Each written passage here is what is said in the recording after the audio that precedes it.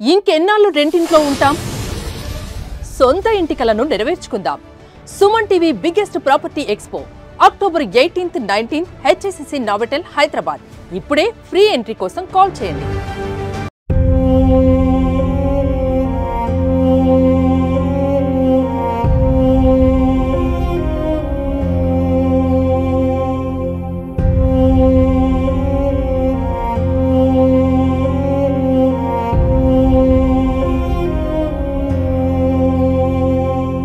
ఈ రోజు ఉదయం నాకు తెలిసినటువంటి ఒక మీడియాకి సంబంధించిన వ్యక్తి ఒక వీడియో పంపించారు. మేడం, ఒక ఆవిడ ఒక 60 ఏళ్ళు పైన ఉండొచ్చు. ఆవిడ షేర్లింగంపల్లి మున్సిపల్ ఆఫీస్ దగ్గర ఎండలో వానలో తడిచిపోతూ అక్కడే ఉన్నారు. ఆమెకి ఇంతకు ముందు ఇల్లు ఉండేదంట. దాన్ని ఏ కారణం చేతనో అధికారులు కూల్చేశారు. ఒకసారి మీరు చూడండి మేడం, ఆమెకి ఏమన్నా హెల్ప్ అవుతుందేమో, ఆమెకి ఏమన్నా ఒక దారి చూపించిన వాళ్ళు అవుతారేమో, ఒక నీడ దొరుకుతుందేమో మీ వల్ల, కొంచెం వెళ్ళండి, ఆమెతో మాట్లాడండి మేడం, దాని మీద దృష్టి పెట్టండి మేడం అని చెప్పేసి ఆయన నన్ను రిక్వెస్ట్ చేశారు పొద్దున. సో నేను ఇప్పుడు వచ్చాను. అది షేర్లింగంపల్లి మున్సిపల్ ఆఫీసు ప్లేస్. ఇది వచ్చి చూస్తే ఒక పెద్ద ఆవిడ, నిజంగానే రాధమ్మ అంట పేరు, ఇక్కడికి వచ్చాక తెలిసింది. ఆవిడ నిలువ నీడ లేకుండా రోడ్డు మీదకి వచ్చినటువంటి పరిస్థితి. ఇంతకు ముందు ఇల్లు ఉండేది పక్కనే అని చెప్తున్నారు. ఆ ఇల్లు లేక ఇప్పుడు రోడ్డు మీదకి వచ్చారు. సామాన్లన్నీ తడిచిపోతున్నాయి. ఆమె కూడా ఎండకి ఎండుతూ వానకి తడుస్తూ చలిలో అలాగే ఇక్కడే పడుకుంటున్నానమ్మా అని చెప్తున్నారు. అసలు ఏం జరిగింది, ఎందుకు ఇలాంటి పరిస్థితి వచ్చింది, ఆమె ఇల్లు ఏమైపోయింది, ఇక్కడ ఎంతకాలంగా ఉంటున్నారు, అవన్నీ కూడా డీటెయిల్డ్ గా ఆమెను అడిగి తెలుసుకుందాం. అమ్మా నమస్కారం.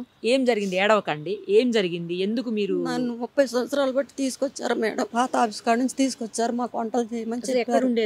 నేను పాత ఆఫీస్ కాడ ఉండను. అయితే ఆడ నుంచి తీసుకొచ్చారు. వేవో సారు చాలా మంది తీసుకొచ్చారు. తీసుకొచ్చి ఆ జాన్ చెట్టు కాడ గుడి చేసుకొని ఉండమన్నారు. అప్పుడు ఉండ తర్వాత ఈ గార్డెన్ వచ్చింది. గార్డెన్ వచ్చాక 7 ఉండమన్నారు. 7 ఉండ.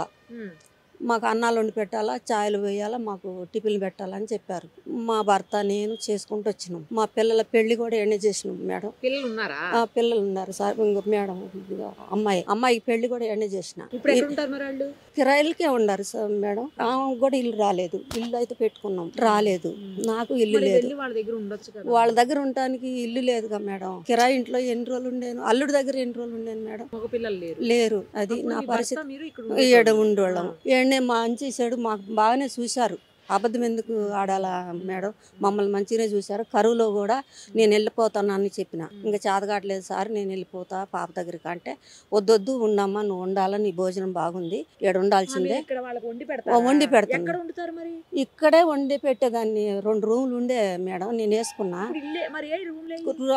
కూలగొట్టారు. ఎందుకు కూలగొట్టారంటే వాళ్ళకి ఏదో క్యాంటీన్ ఏదో కడతారంట.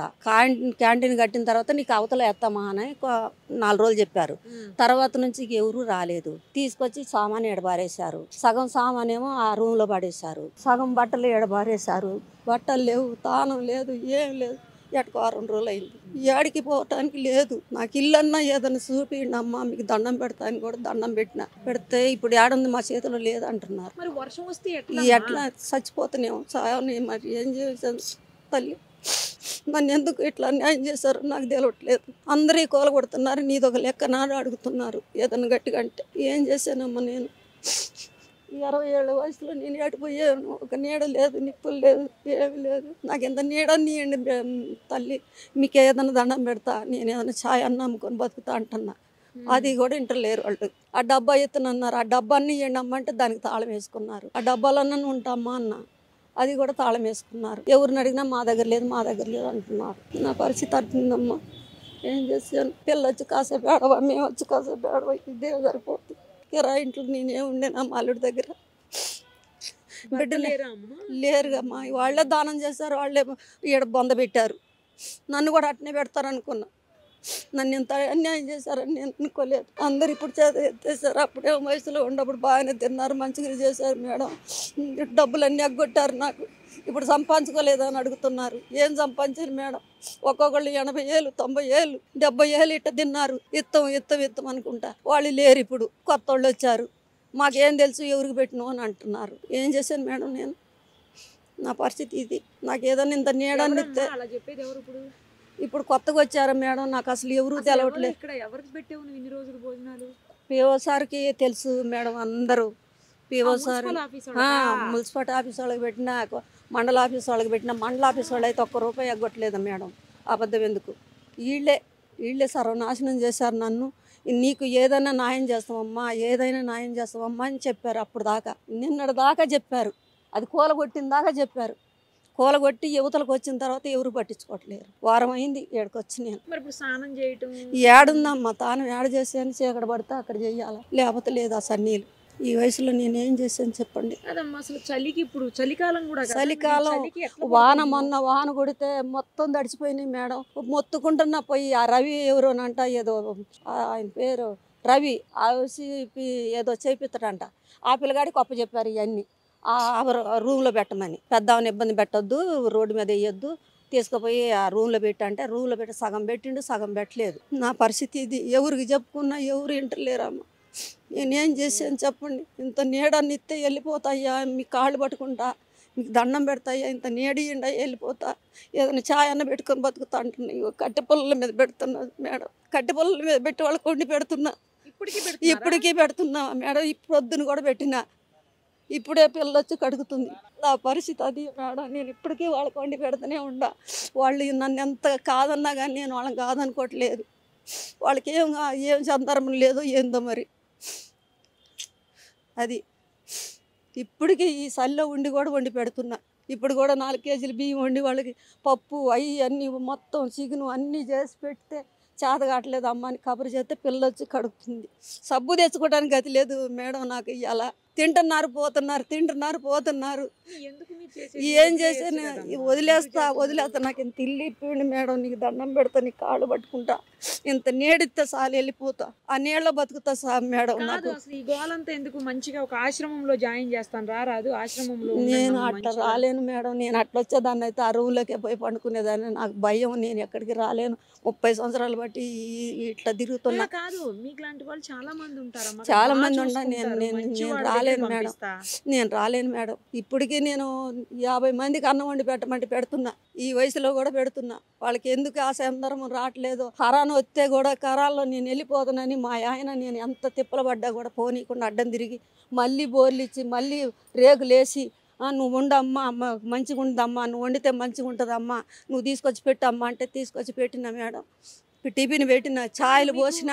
కరెక్టే, కానీ అసలు మీకు ఎందుకు ఆశ్రమం కంటే ఎందుకు భయం వేస్తుంది? నాకు వద్దు మేడం, నేను ఆ బతకలేను, నేను రాలేను. నేను ఏడే బతుకుతా, ఏడే చస్తా.